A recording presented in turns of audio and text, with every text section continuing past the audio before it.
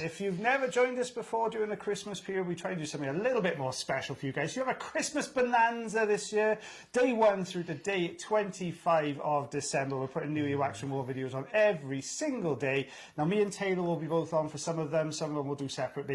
You have to avoid the jingling, guys. It's our little jingly antlers getting us into the Christmas mood today. We had to get rid of the red flashy nose, it was too off-putting. So, I think this is actually my patient, Taylor, so I think this is what I've done. This patient's come through really, really dry, scratchy earwax. Yeah, you can see it straight away. Yeah, you see that? Very light in colour as well. Oh yeah, and that's normally a good indication of dry wax here, where there's this really, really light colour in there as well. It tends, when it's drier like this, they do tend to be a little bit hard. Do you find them harder to do with dry wax? Yeah, they just tend to be stuck in there a bit more, I think. Yeah. You just tend to have to give them a good old wiggle. Wedged in there. They don't tend to want to come out very easily, these ones. What you can see I've done here, put a little bit of olive oil in just to loosen this up. But we've got the standard size ulnar tube in here, and it's holding on, but it's really... Yeah, you can see it just starting to move. Getting a little bit of a wiggle there. Ideally, when we're doing these, we want to see a little bit more movement, but when it's doing this, you get a little bit of... It doesn't always want to budge, does it? Jobs and horn tends to come in quite often for these ones. Yeah, that's right. We can actually see that just to that was it's your right, this our left, but it's your right. There's a little bit of dry skin there as well. But look how that's trying to come down. Oh, it's really wedged in that. It is, and you find this a lot with these bigger, harder lumps of wax because there's bends in the ear canal. You'll get so far, and the ear canal's not the same size all the way down. It'll sort of contract and expand all the way down. And they'll get wedged, you'll get it so far and it'll get stuck on it. It's a real difficult one to do. Yeah, with myself, I like to try and lift those plugs off the ear canal first, and then, as you've done already, pop a little bit of oil in just to try and get right underneath to slide it out a lot easier.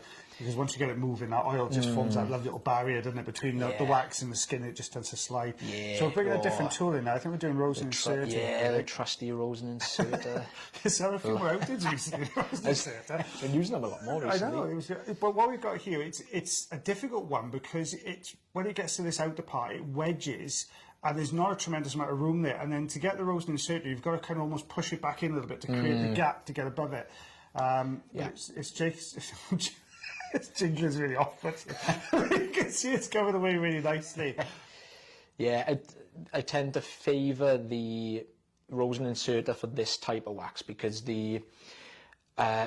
because there's very little space around that wax. I find that the rosin inserter, with it being so thin and small, even though it's it's kind of spiky and we've almost kind of risk cutting through the centre of these waxes. The drier wax it tends to be really good for, that we can actually just nip into that tiny little gap that's there. It's got a little bit more substance to it, the drier one, so it's just a little bit harder. It doesn't tend to pull through it as much, does it? But like if you were trying to use a Jobson horn on something like this, you'd push in that in, and the width of the Jobson horn, it tends to push it and flatten it backwards, doesn't it, rather than get right? Yeah, the drier ones. The softer ones are not so bad because you can usually just kind of manipulate it a little bit just to try and create a little bit of a gap almost, but a bit more tricky with these ones. Oh, so starting to roll. Yeah, it's coming. Just getting a little bit of a roll to it now. It's almost there.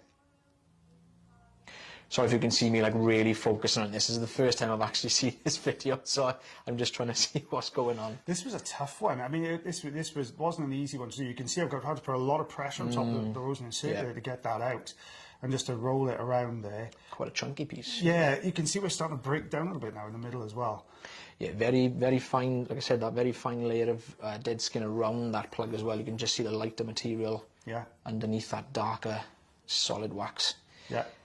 Out she pops. Oh, wrestling with it, Taylor. Wrestling, didn't want to come away that one. It fought me now, didn't want to come out.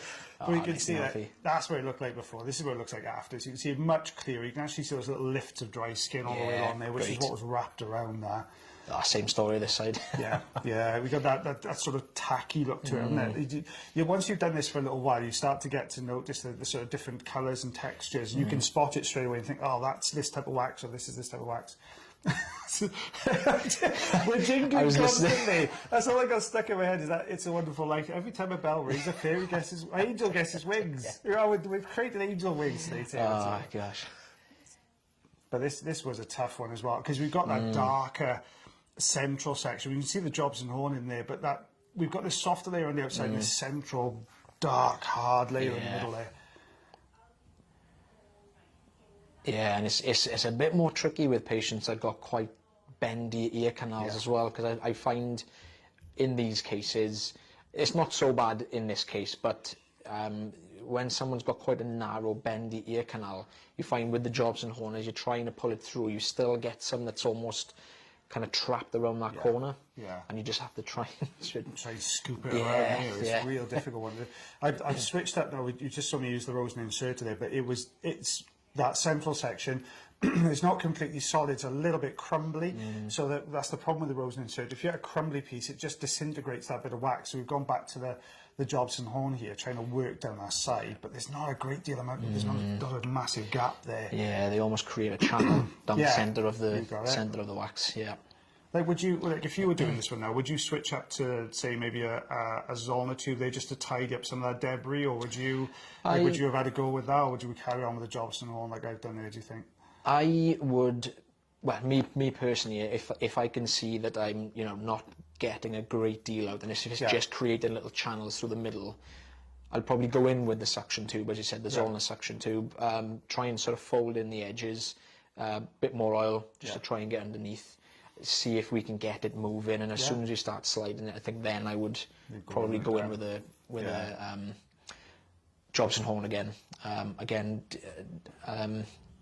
Couldn't really use the St. Bart's hook either, which is, if you've not seen, because we don't really use the St. Bart's hook very often. They're quite big.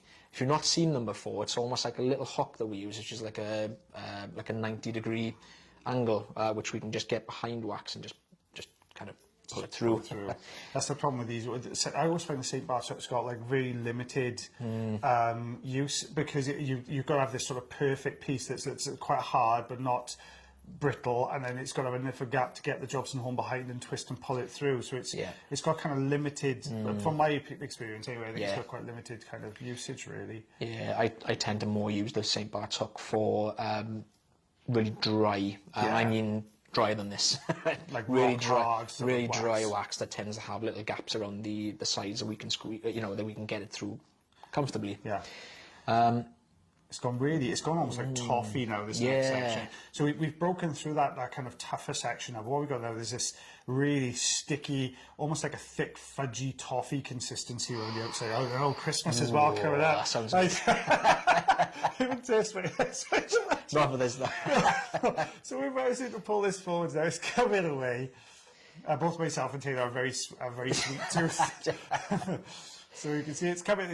Broken that front section away there. The antlers are not going to stay on for every day of wax guys.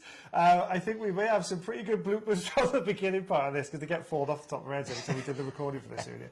But we're really starting to scoop this out. A bit more olive oil in there now. It's really getting a little bit more purchase behind it, creating gaps to be able to pull it off the canal wall now, aren't we? Yeah, I think that's the key in these types of wax removals, is just creating space, so you've got movement to give it a bit of a wiggle. Oh, you can just see the eardrum there. I was just going to say, you can just peek it there. So we've almost got this sort of ring now of hard you can wax. see it. You can see it all starting to peel away now. So that's what we mentioned about earlier, is where we're trying to fold that in. Also, I can see we've got the crocodile forceps in there now. Oh, we've got all of them in there. With suction, Rosen insert, the Jobson horn, forceps. Oh, we missed the St. Bart's hook. I don't think this is St. Bart's hook. Yeah, I don't think it comes in this one.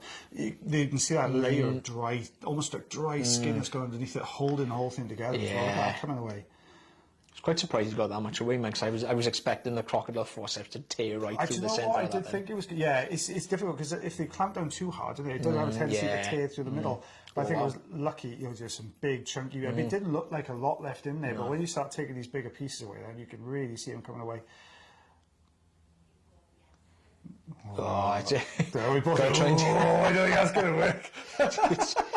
You've got to try and grab it without pushing it in further, which is quite tricky with the crocodile really forceps. hard, isn't it, when it comes out as well, because you don't want to hit it in the wrong spot. You're going to end up pushing it further in, aren't you? Yeah. Oh, a bit of a wiggle now, that's going to come out. That's on its way, that one. You can see. There you go. We have. Oh, I've got the hair all mixed in. It's got all sorts in there. We've got skin and hair and everything built into that one. And we still, you can see, look at this, much further back. But that almost looks like skin to me now. That sort of, almost like the keratin skin, that harder layer. You can see it peeling away. You almost like kind of almost get grey in some Yeah, parts as well. yeah. That kind of dead skin. Sort of greige, sort of grey, greige. Yeah, so that's the colour I would call that one differently. And you can see that layer. You can see it was quite red and irritated underneath, but that layer of dead skin, that greige sort of material under there now. We just got this layer at the top here, which is pulling away. But look at the colour difference in that. Like dark that is. That is old wax. That one. Now we've got the patient to tilt at this point because I could see there was some still stuck at the top. But look how firmly that's stuck there. Look at that. Very, very sensitive as well, that place. Yeah, we've got to be really careful there when you're pulling that down. You can see that layer of dead skin there underneath as well. But look how tough that is. That is like sort of welded almost onto that skin. That's really stuff. That's like, yeah, and it's thin, and that's what makes it really difficult, doesn't it? When you get to these very, very thin pieces, and you've got to try and just chip it with the fine end to get that down. It's kind of painstaking because you can't, as you said, you can't get too close. It's really uncomfortable, isn't it? I think my face through the whole of this video is being kind of scrunched up because I'm really just trying to focus on like what's going on. Like, I'm in the same position as you guys. I've not seen this before either. So we've got a bit of a mix. I think we've got a bit of a mixture over the next couple of days. I think there's a couple of yours, a couple of mine in there. Yeah. So obviously Taylor won't have seen these ones before, and I won't have seen Taylor's before. So it'll be interesting ones because I enjoyed that one you did for when we did the premiere where we did the that mastoid cavity. Oh, that was a great one to watch. I hadn't seen that one before. It was a really good one. Really, oh, look, that's coming away nicely there. Look at that peeling away. That is perfect. That is a lovely peel. Much easier. It just came up from the bottom. Much easier to pull it forwards and try and chip it all the way down. There we are. Yeah, I can see there's little bits there, but again, this would have been very, very sensitive. Patients done really well to sit through that. So what we got there to 5.5 centimetres. You could do inches if you want. Just over 2 inches. I go about 2 1/4 myself.